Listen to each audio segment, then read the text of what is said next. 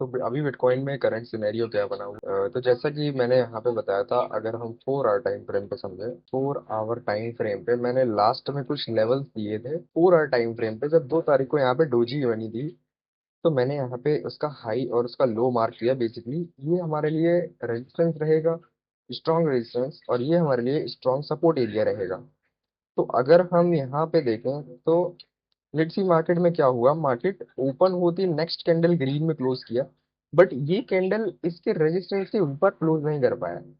यानी कि अभी भी जो सेलर्स हैं यहाँ पे बैठे हुए हैं, वो अभी भी इतने ज्यादा स्ट्रॉन्ग सेलर्स हैं कि मार्केट में अभी भी वो सेलिंग कर रहे हैं। ठीक है, उनके आसपास में प्राइस आया, उनके जोन में प्राइस आया, वापस उन्होंने क्या किया, सेल कर दिया है। अभी अगर हम नेक्स्ट 4 घंटे की कैंडल देखें, तो हालांकि कैंडल तो नीचे आई है, बट बायर्स यहाँ पे स्ट्रांग थे। अभी बायर्स ने यहाँ पे खरीद लिया, क्योंकि बायर्स यहाँ पे खरीद सकते हैं ना, बायर्स यहाँ भी खरीद सकते हैं, क्योंकि 4 घंटे की कैंडल यहाँ से भी बाई हुआ है। अभी बायर्स ने यहाँ पे खरीदा प्रॉपर, लेकिन बायर्स में इतनी पोटेंशियल नहीं थी कि वो प्रीवियस का जो हाई स्ट्रॉन्ग रेजिस्टेंस है वो ब्रेक कर दें। तो इस कारण मार्केट वापस से नीचे आया। अगली कैंडल में तो भी हमें बाइंग प्रेशर मिला, बट उसकी जस्ट अगली कैंडल यहाँ पे बहुत बड़ी बेयरिश साइन में क्लोज हुई है।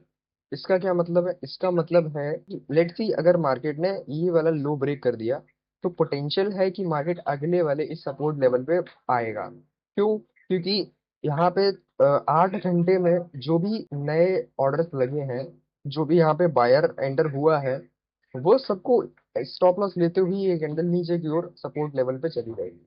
इतना स्ट्रांग वो डिमांड, इतना स्ट्रांग वो सप्लाई एरिया हो जाएगा कि मार्केट अगले सपोर्ट एरिया पे जाकर के ही रुकेगा। तो अभी हम समझते हैं 15 मिनट टाइम फ्रेम पे यहाँ से, क्योंकि मार्केट में अगर हम देखें तो इस एरिया से वापस से डिमांड आया है, लेकिन जो प्रीवियस में जो रेजिस्टेंस है इसे मार्केट ब्रेक नहीं कर पा रहा है। यानी कि कहीं ना कहीं यहाँ पे प्राइस आ रहा है और वापस से सेलर सेल कर दे रहे हैं। प्राइस आया, वापस से सेलर सेल कर दिया। ये इतनी बड़ी ग्रीन कैंडल बनी है यहाँ पे, लेकिन प्राइस वापस से सेल कर दिया। यानी कि इंटरनली यहाँ पे कहीं ना कहीं सेलर के ऑर्डर्स लग रहे हैं। इस वजह से मार्केट वापस बार बार नीचे की ओर आ रहा है। अभी क्या किया मार्केट ने, यहाँ पे एक सपोर्ट एरिया था, तो अभी उस सपोर्ट एरिया को ब्रेक किया मार्केट ने, और इमीडिएटली उसे रीटेस्ट करके, और वहां पे वन वे मार्केट में यहाँ पे यहाँ तक का ऑलमोस्ट हमको मूव कैप्चर हुआ है, जो कि है 1,12,800 के आसपास में, जैसे मैंने यहाँ पे बताया था प्रीवियस वीडियो में। और अगर लेट्स सी मार्केट इस चैनल को भी ब्रेक करता है, जो ये हमारा 4 घंटे का सपोर्ट एरिया है, जो कि स्ट्रॉन्ग सपोर्ट एरिया है, इसे ब्रेक करता है, तो मार्केट और भी ज्यादा नीचे होगा। समझते हैं हम इसे डेली टाइम फ्रेम। अगर हम यहाँ पे मार्केट को बड़े टाइम फ्रेम पे यानी डेली टाइम फ्रेम पे देखें, तो प्रीवियस में जहाँ पे मार्केट मल्टीपल टाइम यहाँ पे रेजिस्टेंस ले रहा था, अभी प्राइस उसके नीचे नहीं आया। यानी कि पहले ये रेजिस्टेंस था, और अभी क्या हुआ, मार्केट इसे सपोर्ट की तरह काम कर रही है।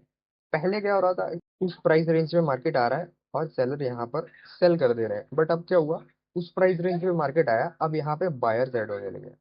यानी कि वो रेजिस्टेंस एरिया सपोर्ट में कन्वर्ट हो चुका है। तो अभी हमें यहाँ पे क्या देखना है, तो अभी हम प्रीवियस कैंडल को मार्क करते हैं, इसकी पूरी बॉडी को हम मार्क करते हैं। जो लास्ट कैंडल बनी है इसका लो और उसका हाई अगर हम मार्क करते हैं, तो अभी हमारे लिए यहाँ पे नेक्स्ट सपोर्ट और रेजिस्टेंस लेवल मिल चुके हैं। लेट सपोज अगर मार्केट ने इस कैंडल को ब्रेक किया, तो हमारे लिए प्रॉपर इंडिकेशन हो जाएगा कि यहाँ पे जिसने सेल किया है इस एरिया के आसपास में, 1,14,000 के आसपास में जिसने भी यहाँ पे सेलिंग की है, वो यहाँ पे कहीं ना कहीं वीक पड़ रहा है, तब मार्केट यहाँ पे इस तरीके से क्लोज कर रहा है। अगर मार्केट क्लोज नहीं किया, तो चांसेस है कि इस रेजिस्टेंस लेवल के नीचे ही मार्केट कहीं ना कहीं ये वाला दिन क्लोज कर देगा। मंडे को चांसेस हैं कि मार्केट और भी ज्यादा यहाँ से ऊपर की ओर निकल सकता है, या फिर मंडे को पता लगेगा। देखो, ऊपर निकलने की प्रोबेबिलिटी सिंपल सी इसमें एक है, जब तक ये रेजिस्टेंस नहीं ब्रेक होता तब तक हम यहाँ पे कोई बाई साइड के ऑर्डर्स नहीं लगाने वाले हैं। जब तक ये यहाँ पे सपोर्ट एरिया ब्रेक नहीं होता है, तब तक हम यहाँ पे कोई सेल साइड के ऑर्डर नहीं लगाने वाले हैं। हम, क्योंकि जो एक्सटर्नली स्ट्रक्चर है, यानी कि जो बड़े टाइम फ्रेम का स्ट्रक्चर है, वहां पे हमें सपोर्ट और रेजिस्टेंस मिल चुके हैं। कुछ लेवल्स है, यहाँ से अगर मार्केट ब्रेक करता है, फिर ब्रेक डाउन करता है, तो हमें वहां पे एंट्री प्लान करनी है। तो अभी हम बड़े टाइम फ्रेम पे बड़े ट्रेड करना अभी थोड़े से अवॉइड करते हैं। तो अभी हम स्टार्ट करते हैं 15 मिनट टाइम फ्रेम पे। तो 15 मिनट टाइम फ्रेम पे हमारे ये रेजिस्टेंस और ये सपोर्ट लेवल मिल चुके हैं।